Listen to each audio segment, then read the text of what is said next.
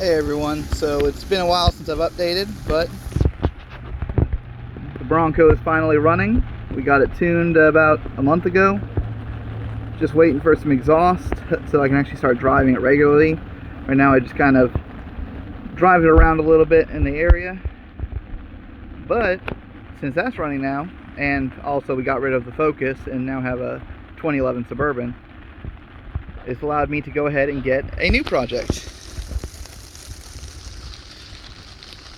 A couple weeks back we went and picked up this 1972 El Camino. From what I can tell, it should be an SS. It's got all the little gadgets that show it would be an SS, like a light in the glove box, the remote mirrors, SS gauge panel. It was originally a 4-speed car, but it had a lot of rust on it. I think it was a drag car originally. The previous owner repaired a bunch of quarter panels, repaired the bed, was in the process of repairing the bulkhead, but he didn't cut out quite enough, so I actually cut out a little bit more. And in the process of cutting that out, I found out that the package tray is also going to need to be replaced.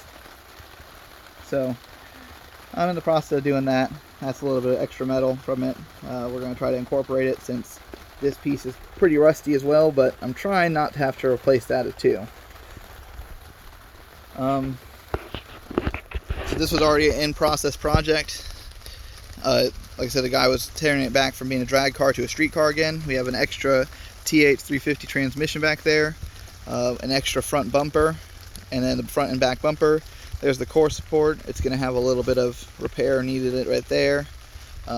Obviously, raining's not great for it, but it's what I can do right now. We have this little tent put up to try to keep it dry since I can't have a shop put up yet. So we have fenders for it. The gas tank, although we'll be replacing it with a Holly gas tank, and tailgate. Current plans are going to be a truck LS, just like the Bronco has in it. And then I'm kind of looking at a TKX 5, because supposedly you can put them in behind an LS without trimming anything out of the drivetrain, or the tunnel rather. Sorry. Currently gonna look at doing the Willwood brake conversion for the front and rear, and looking at either a Ride Tech or UMI suspension. This will probably be over the next couple years, because unfortunately we spent a lot of money on the Bronco and we're getting married this year, so we'll be short on money. I'm just happy I was able to get another project that was in fairly decent shape. I mean, it has some rust, but it is a 50-year-old car. It's kind of what you expect. So you can see they replaced both outer fenders, all the inner fenders, the bed. I have replacement tail light panels. I do have the bench seat inside, a ton of chrome trim for it. Other things I'm thinking about doing will be relocating the battery into this little smuggler's box to get it out of the engine bay, smoothing over the fenders, and getting a smooth panel for the firewall. At least right here, because I'm planning on going with vintage air, and the only thing you need for that is a small hole right here for your hoses. So smoothing it over across this part, and possibly right there as well, but that'll be kind of something we'll see as it goes on. Other cool little trick things that came with the car, I don't know if you can see them. It has these little ladder bars from when it was a drag car. It's got the nice extended studs that need to be cleaned up pretty well. It has a 12 bolt in it. Don't know what gear ratio it is, or if it's open or posi or locked. But I do plan on doing a frame off on this as well, just like I did with the Bronco, and going through and finally seeing how that is.